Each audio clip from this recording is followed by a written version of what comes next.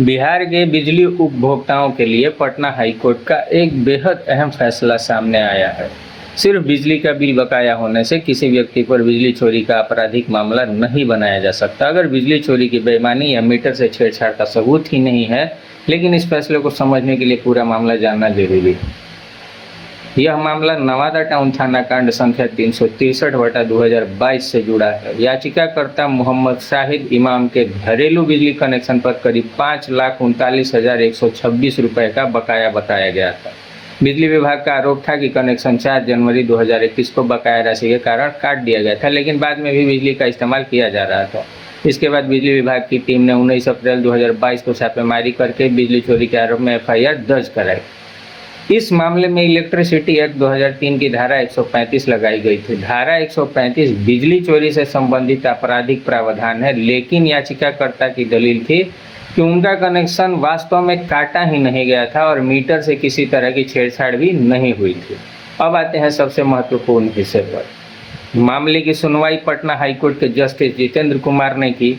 Court ने record देखा तो पाया कि FIR और निरीक्षण रिपोर्ट में मीटर से छेड़छाड़ या मीटर सील किए जाने का स्पष्ट उल्लेख नहीं था, बल्कि मीटर सामान्य रूप से चल रहा था और उसकी रीडिंग बढ़ रही थी। कथित डिस्कनेक्शन के समय मीटर की रीडिंग 59,425 किलोवाट थी, जबकि 19 अप्रैल 2022 की छापेमारी के समय रीडिंग 71,412 किलोवाट थी। यही कोर्ट ने धारा 126 और धारा 135 के बीच का महत्वपूर्ण अंतर समझाया। धारा 126 मुख्य रूप से बिजली के अनाधिकृत इस्तेमाल और उसकी असेसमेंट यानी आकलन से संबंधित है, जबकि धारा 135 बिजली चोरी के आपराधिक अपराध से संबंधित है। कोर्ट ने सुप्रीम कोर्ट के southern electricity supply company of Orissa limited बनाम श्री सीताराम राइस मिल फैसले का भी हवाला दिया, जिसमें इन दोनों धाराओं के बीच अंतर स्पष्ट किया गया। धारा 135 में सिर्फ बिल बकाया होना पर्याप्त नहीं है, चोरी के मामले में डिसऑनेस्ट इंटेंशन यानी बेईमानी की मंशा महत्वपूर्ण है। पटना हाई कोर्ट ने माना कि उस मामले में बिजली का बकाया तो था, लेकिन उपलब्ध रिकॉर्ड से यह साबित नहीं हो रहा था कि उपभोक्ता ने बेईमानी से बिजली चोरी की।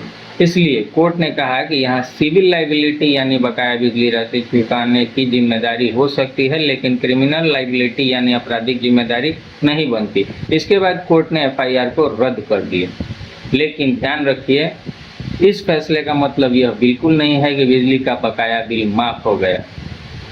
पटना हाई कोर्ट ने साफ कहा कि SBPDCL कानून के मुताबिक बकाया बिजली शुल्क की वसूली कर सकता है और अगर कानून की आवश्यक शर्तें पूरी होती हैं तो धारा 126 के तहत भी कार्रवाई की जा सकती है। तो पूरे फैसले का सार सिर्फ एक लाइन में, बिजली बिल बकाया होना अलग बात है और बिजली चोरी करना अलग अपराध। बिना चोरी के जरूरी सबूत के सिर्फ बकाया बिल के आधार पर धारा 135 की आपराधिक कार्रवाई टिक नहीं सकती। यही इस मामले में पटना हाई कोर्ट की अहम बात रही।